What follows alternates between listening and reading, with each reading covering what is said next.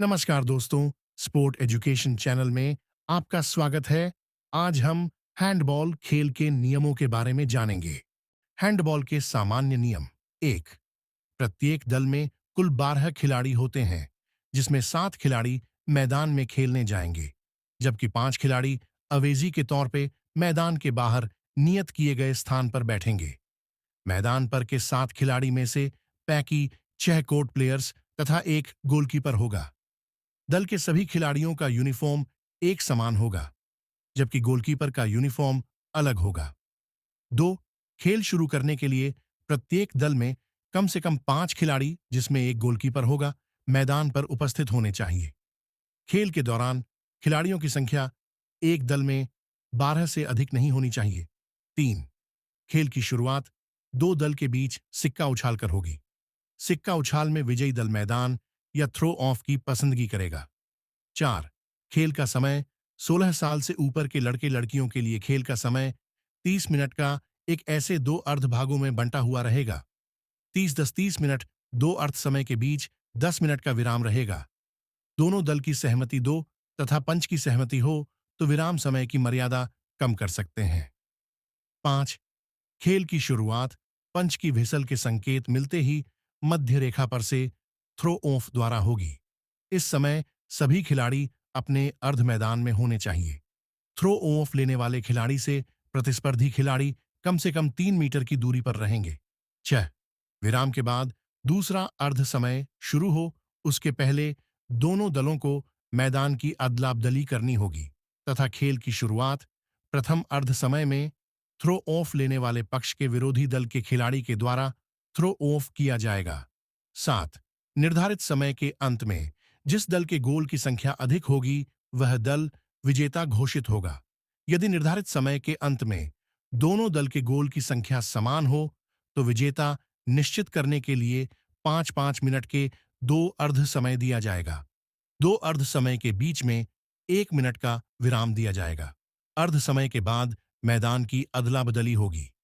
गांठ के हल के लिए दिए जाते प्रथम अर्ध समय शुरू करने के लिए पहले की तरह ही सिक्का उछाल और थ्रो ऑफ से खेल की शुरुआत होगी। यह अधिक समय देने के बावजूद अंक समान रहे तो 5 मिनट का विराम देकर फिर से 5-5 मिनट के 2 अतिरिक्त समय के लिए खेल खेलना होगा।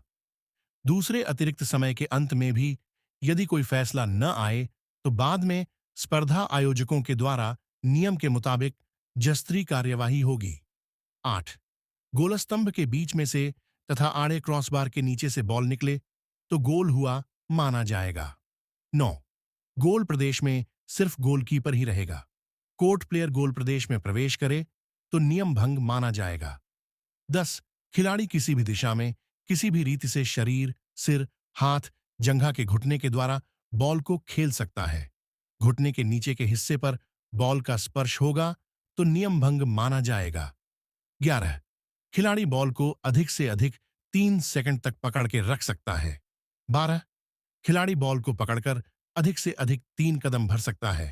13, गोलकीपर कोई भी कोर्ट प्लेयर के बदले में कोर्ट प्लेयर के रूप में खेल सकता है और कोर्ट प्लेयर गोलकीपर बन सकता है, लेकिन इस बदलाव की सूचना गुणलेखक और समय पंच को देनी होगी और अपना यूनिफॉर्म बदलना होगा।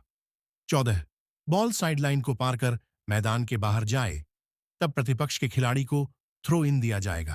15, जब बॉल गोल बाहर से गोल रेखा पार करके मैदान से बाहर जाए तब गोल थ्रो दिया जाएगा। 16, गोल थ्रो के द्वारा फेंके हुए बॉल को अन्य खिलाड़ी न खेले तब तक फिर से गोलकीपर बॉल को नहीं खेल सकता। 17, निम्न परिस्थितियों में पेनल्टी थ्रो के 7 मीटर थ्रो दिया जाएगा। ए, निश्चित गोल होने को हो। ऐसी स्थिति में मैदान से कोई भी हिस्से में नियम भंग होने पर उसे रोका जाएगा। बी, आक्रमण करने वाले खिलाड़ी के पास बॉल हो, उसके साथ बचाव करने वाला पक्ष का कोई भी कोर्ट प्लेयर लाभ लेने के इरादे से गोल प्रदेश में प्रवेश करे तब। सी, जब कोर्ट प्लेयर अपने गोल प्रदेश में खड़े गोलकीपर की ओर इरादापूर्वक बॉल फेंके तब पंच की सूचना मिलने पर 3 सेकंड में पेनल्टी थ्रो लेना चाहिए। 18, पेनल्टी थ्रो करने के बाद जब तक बॉल गोलकीपर या गोल को न हुए तब तक कोई खिलाड़ी बॉल को नहीं खेल सकता। 19। पेनल्टी थ्रो के दौरान बचाव पक्ष के सभी खिलाड़ी पेनल्टी थ्रो लेने वाले से कम 3 मीटर की दूरी पर रहने चाहिए। पेनल्टी थ्रो के दौरान बॉल हाथ में से छूटने से पहले यदि बचाव पक्ष का कोई भी खिलाड़ी मुक्त फेंक रेखा को पार करे तो गलती मानी जाएगी। ऐसी गलती के लिए निम्न अनुसार निर्णय लिए जाते हैं। ए, यदि बॉल गोल में गया हो तो गोल हुआ माना जाएगा। बी, यदि गोल न हुआ हो तो फिर से पेनल्टी थ्रो दिया जाएगा। 20। पेनल्टी थ्रो के दौरान बॉल हाथ में से छूटने से पहले यदि गोलकीपर 4 मीटर रेखा के पार करे तो वह गलती मानी जाएगी। इस स्थिति में गोल हुआ हो तो गोल गिना जाएगा, लेकिन गोल न हुआ हो तो फिर से पेनल्टी थ्रो दिया जाएगा। रेफरी थ्रो के दौरान कोई भी खिलाड़ी 3 मीटर के पास खड़ा नहीं रह सकता। जब तक बॉल जमीन को स्पर्श न करे तब तक कोई खिलाड़ी बॉल को नहीं खेल सकता। यदि कोई खिलाड़ी इस दौरान नियम भंग करेगा तो प्रतिपक्ष को मुक्त फेंक दी जाएगी।